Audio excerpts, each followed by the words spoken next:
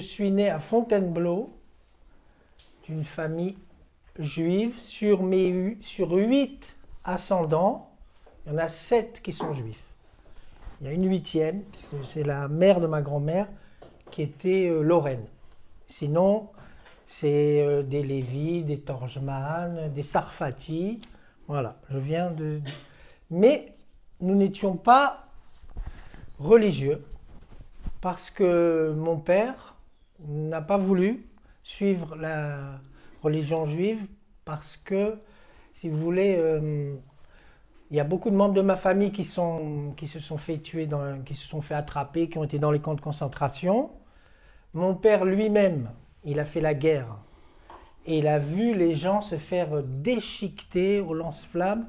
Et lui, il était dans le corps médical, et que ce soit même des Allemands et des Français, il n'y avait plus de différence. Et lui, il a vu tout ça, et il a dit, s'il y avait un Dieu, eh bien, des atrocités pareilles ne pouvaient pas exister. S'il y a un Dieu, ça ne peut pas. Ce genre de choses ne peuvent pas exister, donc on n'a pas été élevé, j'ai pas été élevé dans la religion juive. Cependant, mes parents cherchaient à conserver quand même la tradition, donc ils faisaient les kippours, pas le Shabbat, mais les kippours, ils faisaient la Pâque. On avait droit aux galettes plates là pour Pâques. Bon, on s'est dit, allez, on va avoir droit aux galettes. Puis quelques traditions comme ça pour dire on est juif et on conserve ça.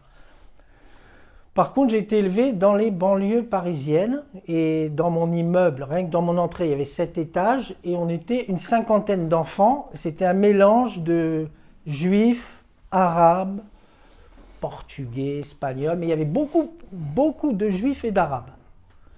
C'était dans les années 70. Et à cette époque, il n'y avait pas de différence. Ce qu'on voit maintenant n'existait pas. Juifs, arabes, on était comme des frères. On était tous copains, on jouait au foot ensemble et on était des amis, on ne cherchait même pas à comprendre. Et donc on vivait bien. Bon, et à un moment donné, mon père, à l'âge de 13 ans, m'a dit, bon, tu veux faire la bar mitzvah? Et je lui dis, papa, quel bar mitzvah? Tu dis qu'on ne croit pas en Dieu. Il m'a dit, non, non, tu vas avoir des cadeaux, il y a les cousins, les oncles, tu vas avoir plein de cadeaux. Je lui dis, non, papa, tu as dit on ne croit pas, donc pas de bar mitzvah. Bon, mon père n'a pas insisté. Donc j'ai été élevé comme ça, et comme j'étais dans les banlieues parisiennes, donc j'allais à l'école, ça marchait très bien. Mais en même temps, je commençais à voler. Depuis l'âge de 7 ans, je volais, parce que dans les banlieues, c'est comme ça. C'est culturel, c'est dans les banlieues, on vole. Surtout les Arabes et les Juifs aussi, les deux. Hein. Les Juifs aussi n'étaient pas en reste là-dedans. Hein. Et donc à 7 ans, j'ai commencé à voler dans tous les magasins, à droite, à gauche. Bon, je ne vais pas faire le détail. À 13 ans, je me suis fait arrêter pour 5 cambriolages, à 13 ans. Donc mes parents ont été obligés de déménager pour m'extraire de ce milieu-là. Donc pour un temps, ça a tenu. J'étais à Aubervilliers et après, ils ont déménagé sur Bagnolet. Et à Bagnolet, c'était encore pire. Je connaissais des caïds et puis je faisais partie des bandes et on faisait un tas de méfaits, de larcins. Et à l'âge de 17 ans, j'ai décidé d'arrêter les études. J'étais dans un lycée scientifique à Paris et à 17 ans, j'ai décidé d'arrêter les études. Et bon, je continuais les cambriolages et ainsi de suite. Et là, j'ai commencé, moi qui ne fumais pas une cigarette, qui aimais le sport, à partir de 17 ans, j'ai commencé à fumer les cigarettes, le joint. Après, l'héroïne, je sniffais. Et après, fil en aiguille, shoot. Et après, il fallait bien trouver de l'argent. Donc, je vendais de la drogue. Je suis allé à Amsterdam. Et après, je suis allé en Inde pour faire un trafic international. Alors, la première fois, on a passé 1 kilo comme ça avec un ami. Il y avait une escale en Afghanistan du temps des Russes. On s'est dit, si on se fait attraper là, on ne sort plus jamais de la vie.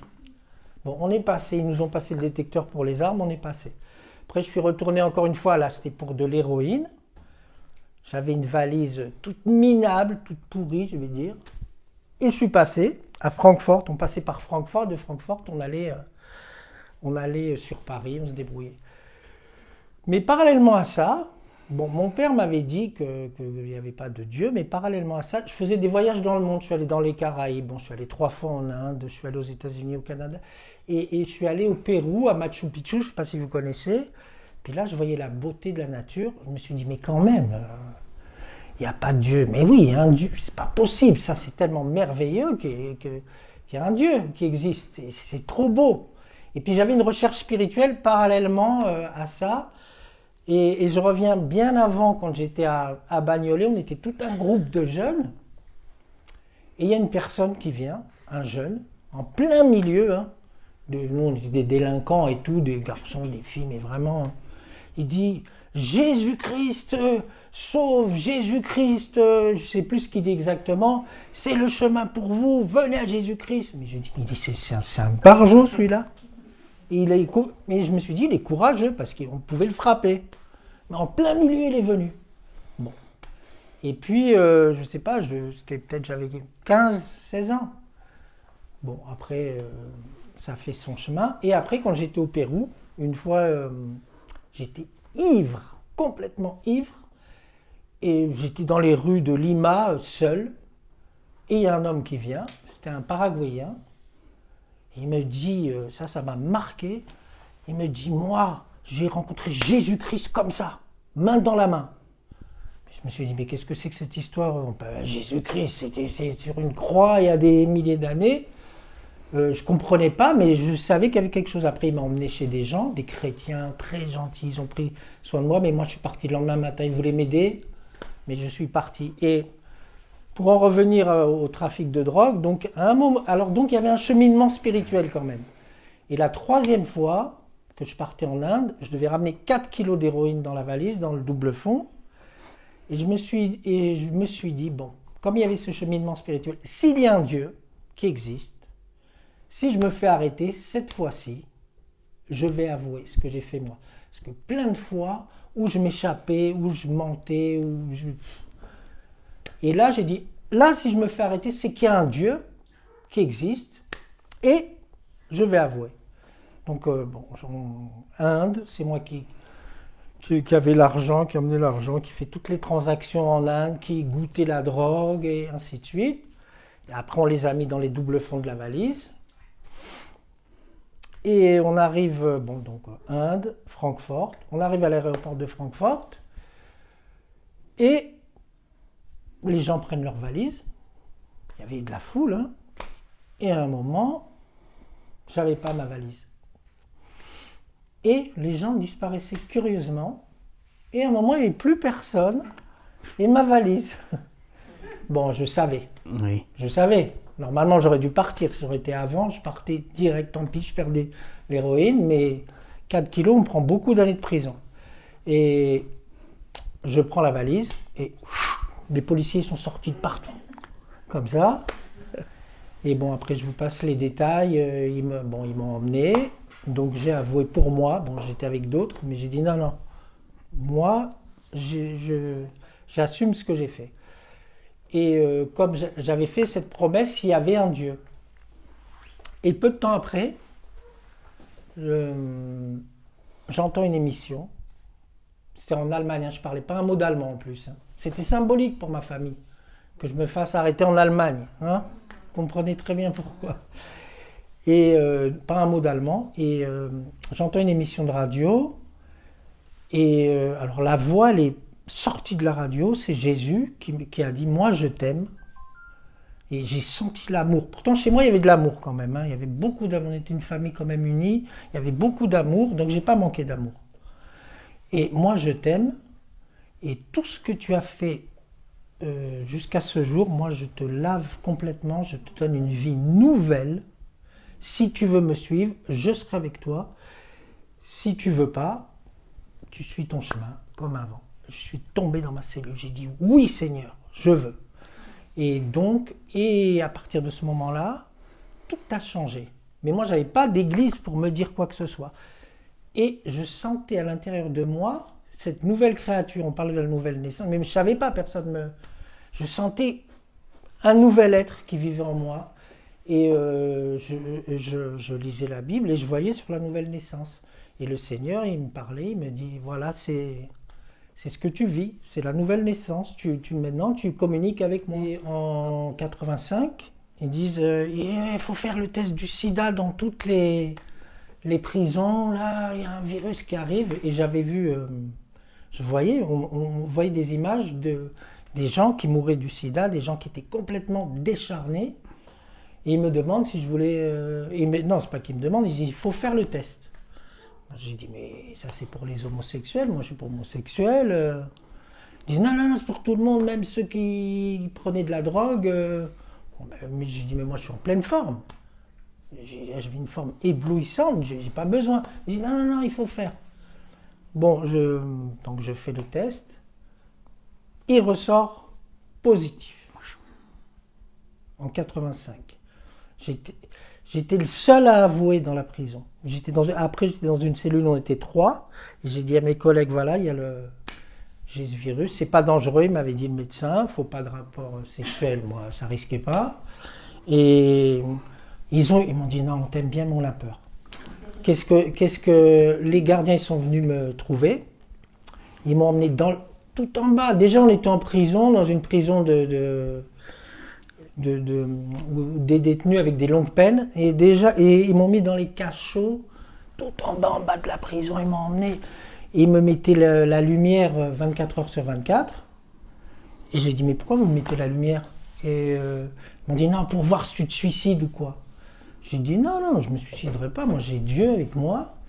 Et justement là je donne un verset parce que quand ils m'ont dit que tu as le sida, Seigneur il m'a donné le psaume 91 7. 1000 tomberaient à ta gauche et 10 000 à ta droite, que tu ne serais pas atteint. Il m'a dit, tu t'accroches à ça. Donc je leur ai dit, non, moi je ne vais pas me suicider, j'ai Dieu avec moi. Et par la suite, il y avait tout un groupe médical qui était venu. Il dit, bon, on est au tout début, mais on va essayer de vous aider comme on peut. J'ai dit, je vous remercie vraiment, c'est très gentil, mais j'ai le Seigneur avec moi, et c'est lui qui va m'aider. Et effectivement, il m'a aidé, c'est pas qu'il m'a aidé, il me donnait la force, il me donnait la foi qui était beaucoup plus forte que ce virus.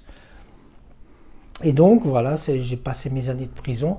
J'ai pris que 7 ans et demi parce que normalement j'aurais dû prendre 14 ans, mais l'expertise psychiatrique, j'ai fait une expertise et ils ont dit oui, effectivement, c'était un consommateur, donc on ne peut pas lui donner plus de 7 ans.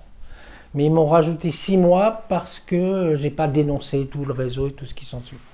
Donc j'ai fait ma peine, je suis sorti. Et quand je suis sorti de là, je suis allé en Espagne. Bon, je ne vais pas tout vous dire, mais il y a eu beaucoup de miracles. Je suis arrivé en Espagne parce que j'ai un copain qui était un brigand, que j'ai connu avant, comme un frère. Et quand il m'a dit, à peine je sors de prison, je suis allé chez mes parents et j'ai dit, je vais aller voir... Tiens, Riyad, qu'est-ce qui devient? C'est un arabe. Et qu'est-ce qui devient Riyad? À peine je dis ça, le téléphone de mes parents qui sonne, c'était Riyad. Il me dit Olivier, qu'est-ce que tu fais et tout? Viens me voir. Et je suis allé le voir en Espagne. Et lui, il m'a dit écoute, je vais te mettre le pied à l'étrier. On va reprendre là où on était resté. Je vais t'emmener. Lui, il faisait trafic de drogue, trafic d'armes. C'était en Andalousie, pas loin du Maroc, donc il faisait les allers-retours. Quand je suis sorti de prison, j'allais dans les églises catholiques parce que je croyais que j'étais catholique. Et c'était mort. Je vivais des choses que j'allais dans les églises catholiques et je ne trouvais pas. Et ce Riyad, il m'a dit, écoute, il y a des gens comme toi là-bas, il y a une église des gens comme toi. Et en fin de compte, je suis allé, c'était vraiment des frères et sœurs. Et là, j'ai vu qu'il y avait la vie de l'esprit, donc je suis allé là-bas. Et c'était dans le sud de l'Espagne, c'était une église un peu missionnaire où il y avait des plaques tournantes. Au lieu d'être de la drogue, c'était pour passer des Bibles en Afrique du Nord. Et Riyad, et à un moment, il vient me voir. Il me dit, oh là là, j'ai mal au crâne. T'as pas un cachet? Je lui dis, non, j'ai pas de cachet, mais je peux prier pour toi. Il me dit, oh, vas-y, prie si tu veux. Allez, de toute façon, ça peut pas faire de mal. Hein. Et je lui impose les mains. Et lui, il était comme ça. Et il a entendu, mais tue-le donc. Et il a dit, mais attends, c'est quoi ça? Et il a dit, si, il y a le diable, il y a Dieu. Et le Seigneur lui a dit, tu sais que je suis. Il a vu le Seigneur, il est tombé, puis il s'est converti, et c'est devenu un frère en Christ. C'était vraiment magnifique. Après, j'ai ouvert des maisons de réhabilitation. Et il y a un autre frère qui vient me voir, il m'emmène dans une maison complètement dénudée. Et il vient avec quelqu'un. Et il me dit, écoute, tu vois, lui, il est dans la drogue. Et s'il repart là maintenant, il risque de replonger dans la drogue. Je lui dis oui, c'est dur. Mais moi j'ai interrogé le Seigneur et là c'est pour ça qu'il y a eu un verset qui dit Matthieu 16, 25, celui qui perdra sa vie pour moi la retrouvera. Et il y avait une âme à sauver. Je suis resté, Dieu est intervenu, il y en a un autre qui est venu et encore un autre. Et Dieu a fait des miracles, miracle sur miracle, miracle sur... Les gens d'en bas sont mobilisés, pas chrétiens, les gens qui on est sur les marchés, ils venaient, ils nous aidaient, ils apportaient de la nourriture. Après on a ouvert une maison, une deuxième, une troisième. Et là j'ai vu Dieu agir. Donc j'ai vécu ça tout le temps de l'Espagne, quand j'avais des projets avec tous les pasteurs pour faire des maisons, pour héberger des toxicos, des femmes battues, et tous les pasteurs étaient d'accord, ils m'ont dit allez on va faire quelque chose ensemble. Le Seigneur me dit non, je te ramène chez toi, t'es pas prêt. Juste quand il y avait les projets. Donc le Seigneur il me ramène en France, et en France il y a encore cette histoire du sida, et là je vais dans les églises, et je rencontre celle qui aurait pu être ma femme, et je lui dis moi j'ai eu ça. Il me dit non, c'est pas grave, j'ai la foi, on va se marier. Et par la foi, on a eu un enfant merveilleux. C'est le fruit de l'amour de Dieu et d'un miracle. J'avais le zèle toujours de l'évangile pour sauver les âmes. Mais maintenant, je me repose pour réattaquer plus tard.